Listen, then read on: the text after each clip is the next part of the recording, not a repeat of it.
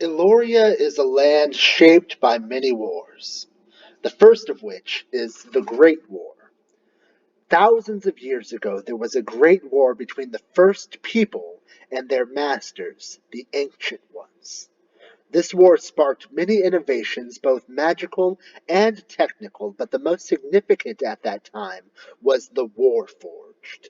Simple constructs at first, these devices proved absolutely vital to the war effort.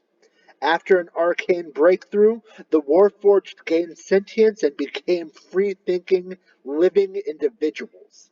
The Warforged forces were able to defeat the Ancient Ones and free Elloria from their control. All records, architecture, remnants of the old ones have been lost from history. The only reason anyone knows they existed are from a few mentions in ancient historical texts. Next came the Construct Wars.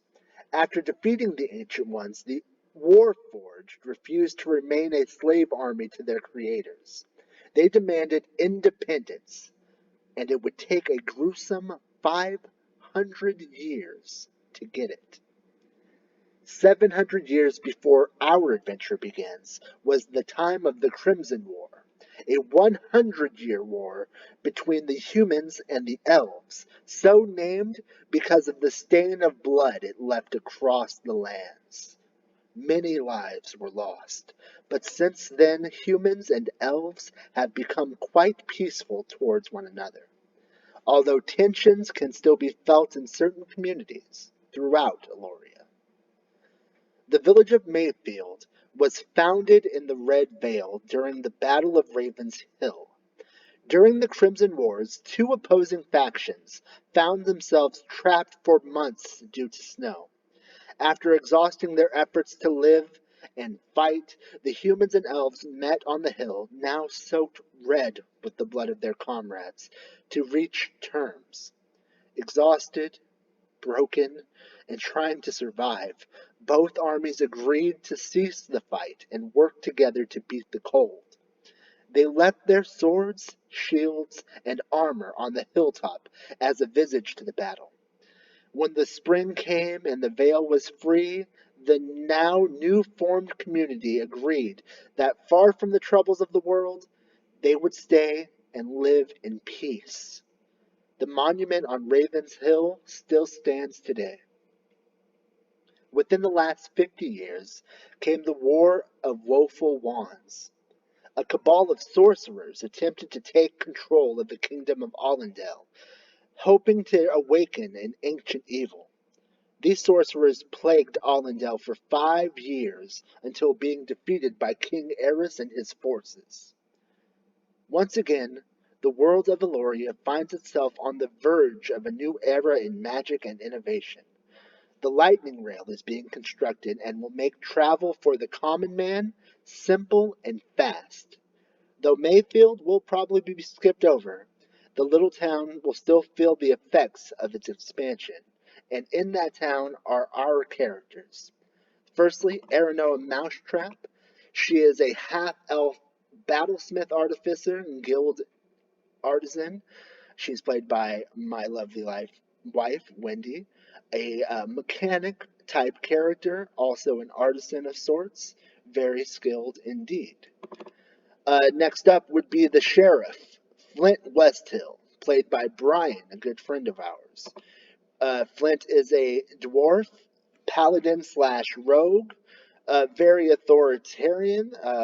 Things in his town are well within his control. Shra is a lizard folk. They are played by Carmen. They are a uh, horseback riding, whipping, roping kind of cavalier type fighter character. Very good in a fight, very fun as a character. I am playing a Warforged character named Tower. It is a astral monk, JoJo reference, and a very nice character. Always strict to follow the law, but kind to help out folk. It is in Mayfield that our characters lived day to day until unsavory strangers arrived. They were but a small band of the Big Eldon gang and are arrested by our characters. With warning from that jailed crew, the characters spent a few days preparing for the arrival of the rest of the Big Eldon gang. During that time, it also appeared that Old Pete, a wily farming gunman in town, has a warforged called Betsy, who's been acting a bit funny. Aranoa was unable to figure out exactly why. After preparations were made, the rest of the gang arrived, and it was revealed that Big Eldon was a gnome on the back of an ogre called Tiny. After a face-off in the road outside of town, the gang entirely is arrested. A few casualties were laid to rest, of course. Not by Tower, but by a few of our other characters.